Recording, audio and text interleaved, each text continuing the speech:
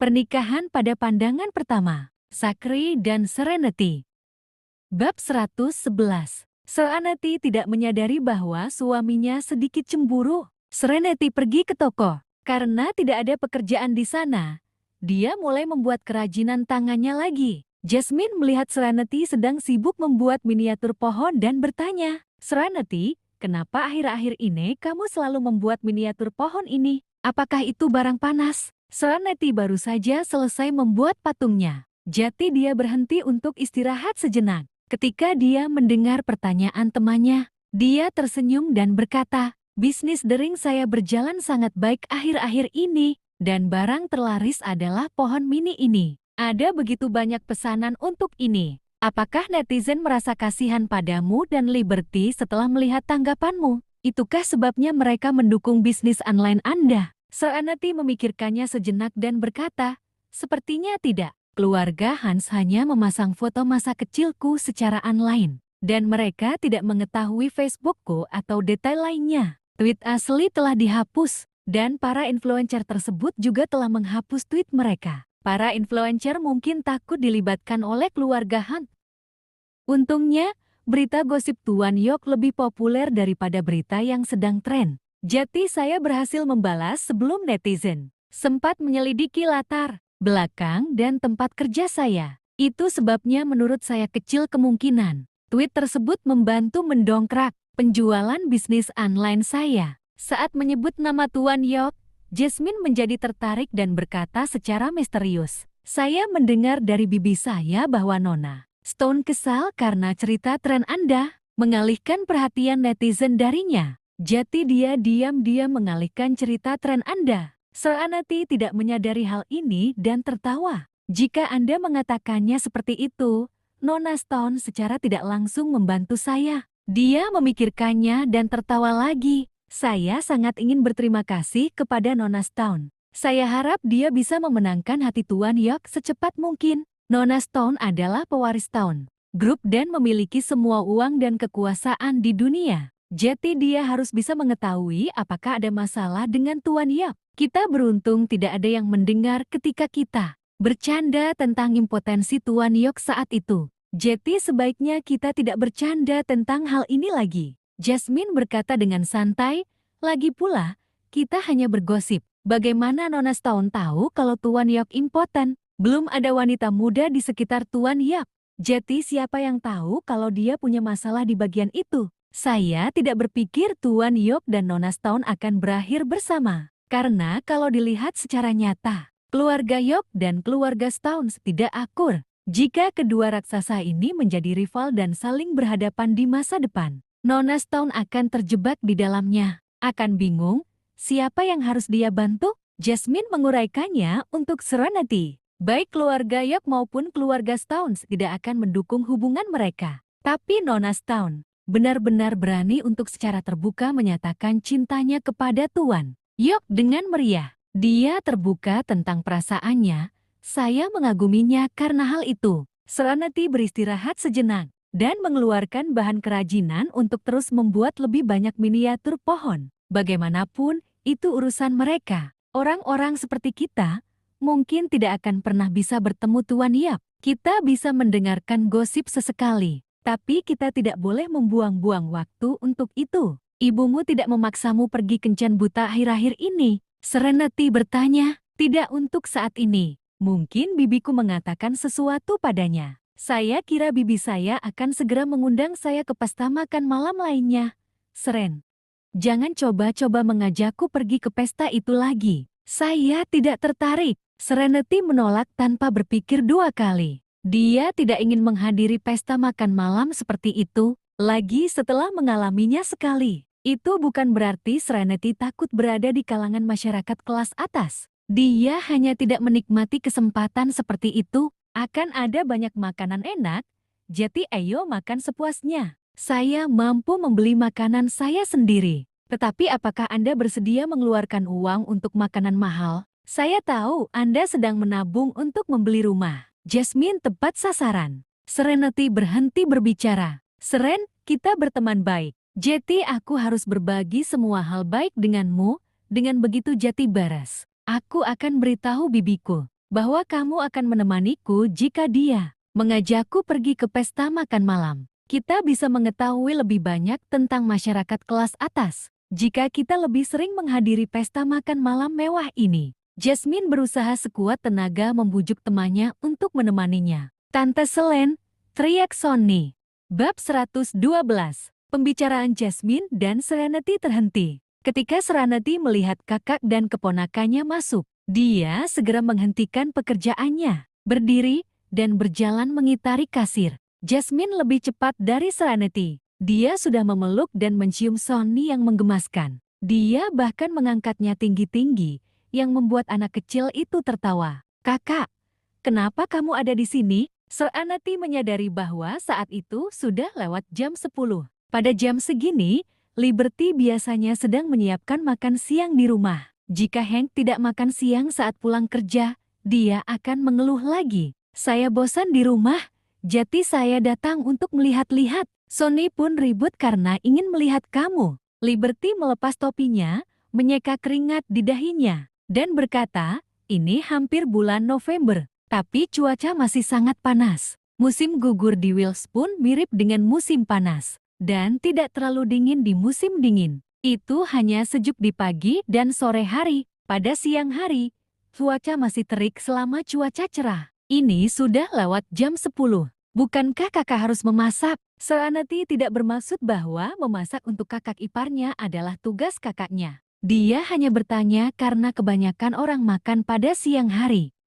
Saya memberi makan Sonny sebelum saya datang ke sini. Dan saya membawakan susu bubuknya, sehingga dia bisa bermain di sini sampai sore. Aku akan memesan makanan untuk dibawa pulang nanti. Atau aku bisa pergi ke pasar terdekat untuk membeli beberapa bahan dan memasak untuk kalian di dapur kecilmu. Adapun kakak iparmu, aku sudah mengukur pasta dan mengisi panci berisi air untuknya. Yang harus dia lakukan hanyalah merebusnya ketika dia kembali. Saya sudah mencuci beberapa sayuran untuknya dan menyimpannya di dapur. Dia bisa merebus atau menumisnya sesukanya. Jasmine mendengar apa yang dikatakan Liberty dan tertawa. Liberty, apakah kamu hanya melakukan setengah pekerjaan untuknya? Karena kita membagi dua, kita harus membagi dua dalam segala hal. Apa gunanya sistem ini jika saya mengerjakan semua pekerjaan rumah? Dia ingin membaginya tetapi dia pikir itu hanya sebatas biaya. Liberty patah hati karena kelakuan suaminya belakangan ini.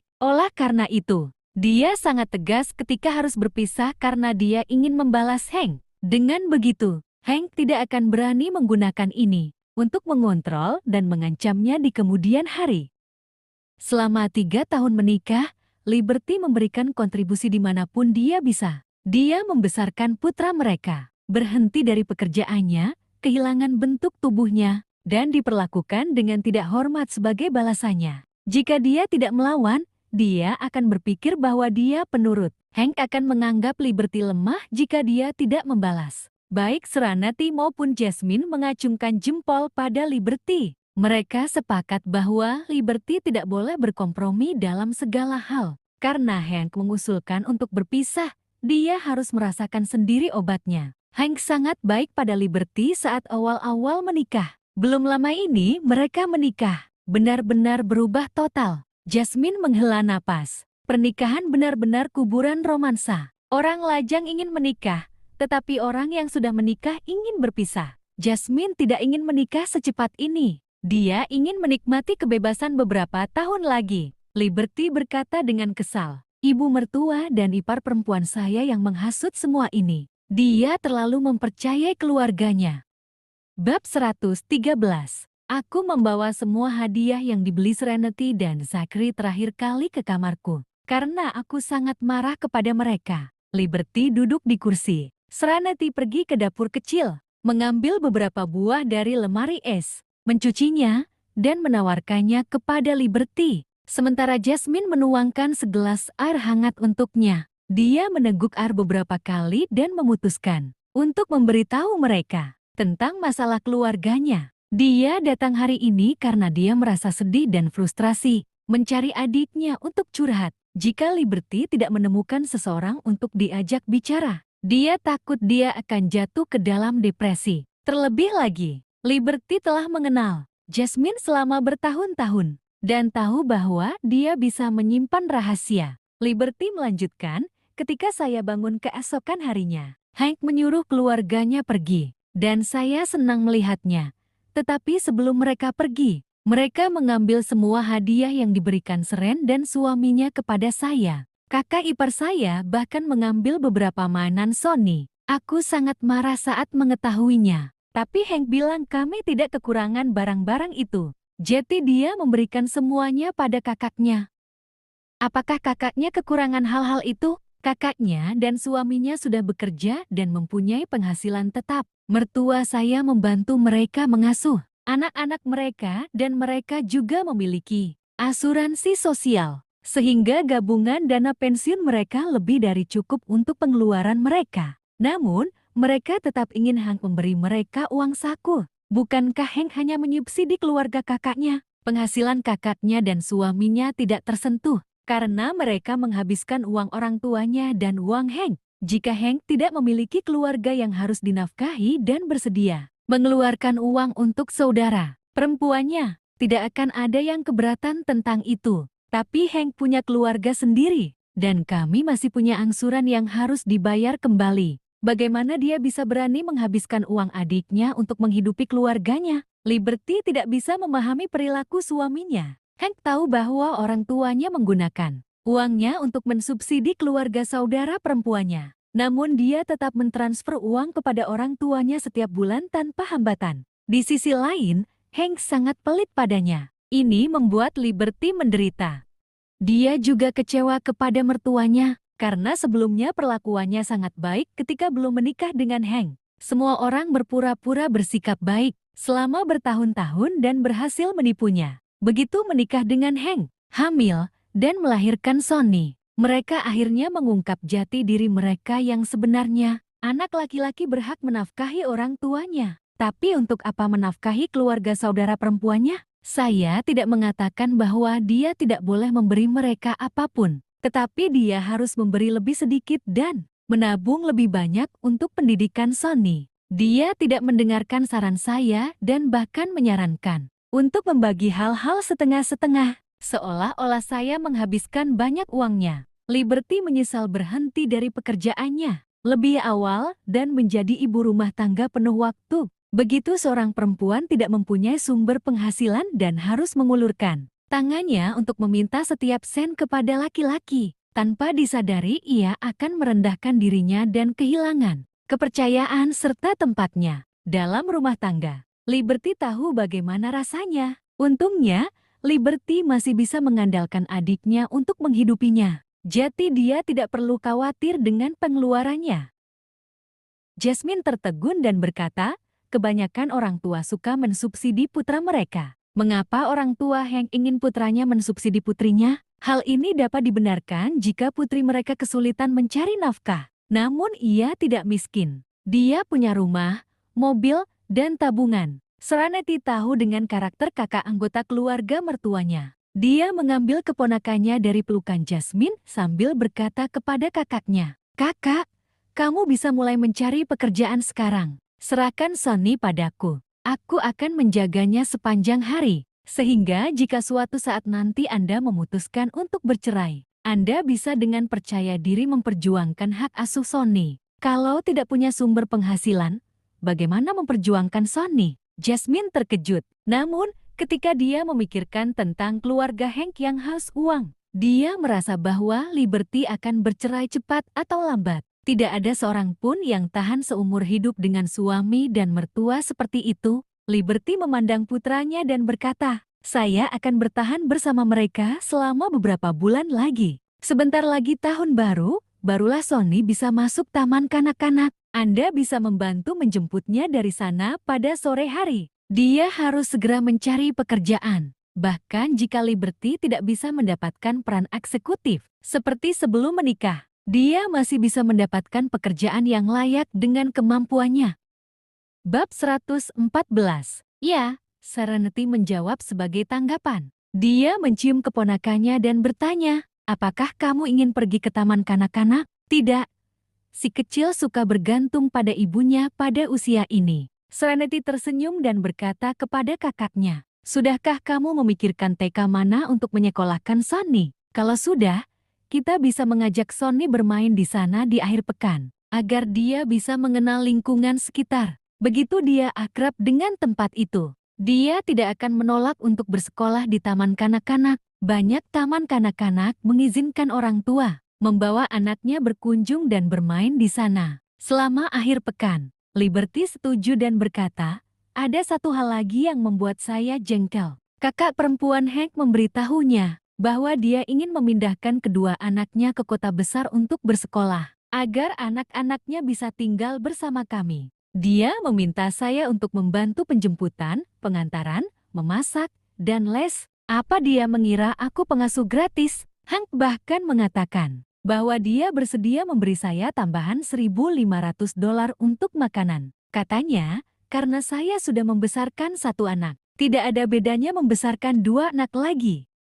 Saya bersedia membesarkan anak saya karena saya melahirkannya. Jati tidak peduli betapa sulitnya dan betapa lelahnya aku. Aku tidak akan mempermasalahkannya. Tapi mengapa aku harus merawat anak orang lain? Dia juga mengatakan akan mengalihkan hak milik rumah kami kepada saudara perempuannya. Dengan begitu, anak kakaknya akan lebih mudah bersekolah di daerah sekitar. Saya pikir dia mengalami kerusakan otak. Bagaimana dia bisa mendapatkan rumahnya kembali setelah dipindahkan? Serenity dan Jasmine terdiam saat mendengar ini. Ada kasus seperti itu di internet, tetapi mereka tidak dapat membayangkan hal itu akan terjadi pada Liberty. Liberty menceritakan rahasianya kepada mereka dan tidak menahan diri. Dia meneguk air lagi 2 kali dan melanjutkan, "Seren, aku sudah bilang pada Hank bahwa jika dia ingin memindahkan rumah itu kepada saudara perempuannya, dia harus membayar biaya renovasi. Kalau tidak, aku tidak akan bisa mendapatkan apapun dari hal ini." Saat itu, saya mengeluarkan $400.000 untuk merenovasi rumah itu. Seluruh tabungannya dari bekerja selama bertahun-tahun dihabiskan untuk mengurus keluarga kecilnya. Jika dia tidak membayar biaya renovasi kepada saya akan bercerai. Dengan begitu, saya akan mendapatkan kembali biaya renovasi saya. Seren, maukah kamu membantuku mencari tempat yang cocok untuk aku sewa? Jika Hank terus melakukan ini, pernikahan kami akan segera berakhir. Liberty telah memperhatikan dan merasakan ketidakpedulian dan penghindaran suaminya. Dia tidak pernah merasa begitu patah hati hingga ingin bercerai. Dua persoalan yang terjadi belakangan ini, serta sikap suami dan mertuanya, membuat Liberty berkecil hati. Liberty mulai memikirkan seperti apa kehidupannya setelah perceraian, sehingga dia dapat membuat pengaturan dan bersiap menghadapinya. Hank membeli rumah itu sebelum menikah. Jadi Liberty tidak mendapat bagian darinya. Namun, dia harus mendapatkan kembali biaya renovasi yang telah dia keluarkan. Saya sangat kecewa dengan sikapnya atas masalah yang kita hadapi akhir-akhir ini, kata Liberty dengan mata memerah. Butuh begitu banyak usaha bagi kakak beradik itu untuk bertahan hidup melalui semua ujian itu. Tapi Liberty membuat kesalahan dengan menikahi pria seperti itu sebagian karena kesalahannya, karena dibutakan dan ditipu oleh Hank. Dia pikir dia menikah dengan pria baik, tapi siapa sangka dia menikah dengan bajingan seperti itu? Bab 115. Liberty berkata, "Tetapi tidak semua pria seperti Hank Jasmine. Jangan menghindar dari pernikahan hanya karena pernikahanku yang gagal. Jika kamu melakukannya, aku akan merasa bersalah selamanya." Dia ingat sahabat Serenity masih lajang dan dipaksa menikah oleh keluarganya. Jasmine tersenyum dan berkata, "Saya tahu ada sampah di mana-mana. Saya hanya ingin menemukan seseorang yang saya sukai yang dapat saya percayakan hidup saya ketika saya menikah. Saya tidak akan terpengaruh oleh Anda, Liberty, tapi saya akan berhati-hati dengan karakter keluarga pasanganku sebelum aku menikahi seseorang di masa depan." Ibu Jasmine sering mengatakan bahwa pernikahan bukan sekedar menikah dengan seorang laki-laki, tetapi menikah dengan keluarga laki-laki tersebut dan berintegrasi ke dalam lingkaran kerabat dan teman-temannya. Ada banyak hal yang perlu dipertimbangkan. Jasmine melirik sahabatnya dan mengagumi Serenity. Liberty jelas memiliki pernikahan yang gagal. Namun, Dia tidak bisa impulsif untuk bercerai karena Sonny. Liberty harus memastikan dia bisa mencari nafkah sendiri dan meningkatkan kedudukannya ke level Hank sebelum dia bisa bercerai. Serenity dan Zachary menikah pada pandangan pertama. Jeti keduanya tidak saling kenal sebelum menikah. Pernikahan seperti itu membutuhkan keberanian yang besar. Jasmine tahu dia tidak akan berani menikah dengan orang asing pada pandangan pertama. Saat ini, Zachary lebih baik dari Hank. Setidaknya, saat Serenity menemukan kesulitan, Zachary berusaha sekuat tenaga membantu dan pantang menyerah. Namun, dia tetap menandatangani perjanjian setengah tahun dengan Serenity. Hal ini saja sudah membuat Jasmine berkecil hati, dan dia khawatir dengan masa depan temannya. Serenity tidak berkata apa-apa, karena ada beberapa hal yang sebaiknya dirahasiakan dari kakaknya. Dering dering dering, telepon Serenity berdering. Dia mengangkat telepon, melihat ID penelepon, lalu menyerahkan Sonny kepada kakaknya dan berkata, "Zachary menelepon. Aku akan keluar untuk menjawab panggilan itu." Serenity takut kakaknya akan mendengar percakapan mereka dan mengetahui rahasia mereka. Jadi dia keluar untuk menjawab telepon. Liberty hanya mengira Serenity menginginkan privasi dengan suaminya dengan melakukan hal itu. Serenity keluar dari toko buku. Setelah memastikan bahwa dia berada cukup jauh, sehingga kakaknya tidak berada dalam jangkauan pendengaran, dia menjawab panggilan Zachary. "Tuan Yok, ada apa?" Ada keheningan di ujung telepon. Zachary tidak berkata apa-apa. Serenity mengira panggilan itu tidak tersambung. Jadi dia menjauhkan telepon dari telinganya dan melihatnya untuk memastikan dia menjawab panggilan tersebut. Dia kemudian bertanya kepada pria itu melalui telepon. "Tuan Yok, apakah kamu mendengarkan? Bisakah kamu mendengarku?" Zachary akhirnya menjawab. Jika dia tidak mengatakan sesuatu, Serenity pasti akan menutup telepon. "Tuan Yok, ada apa?" Serenity bertanya lagi. Zachary tidak tahu mengapa dia menelpon. Dia baru saja kembali ke kantornya setelah rapat dan memiliki beberapa menit waktu luang ketika dia menelpon. Dia langsung menyesalinya saat Serenity menjawab telepon. Itu karena dia tidak tahu kenapa dia ingin menelpon Serenity. "Apakah ada kerabatmu yang menghubungimu?" Zachary akhirnya menemukan alasan. "Mereka mengirimi saya banyak pesan, tapi saya hanya membaca beberapa di antaranya dan mengabaikan sisanya. Mereka meminta saya untuk menghapus pembuktian saya di tweet, dan jika saya melakukannya, mereka tidak akan meminta uang kepada kami." Singkatnya, mereka tidak berpikir mereka bersalah dan bahkan mengatakan bahwa aku kejam. "Jangan dihapus, agar publik bisa melihat warna aslinya. Saya tidak akan menghapusnya. Kali ini, saya ingin mereka mengakui dan meminta maaf secara terbuka kepada saya dan saudara perempuan saya. Mereka perlu berjanji untuk tidak memeras kami agar hal seperti ini tidak terjadi lagi." Terima kasih telah menonton. Jangan lupa like, komen, dan subscribe.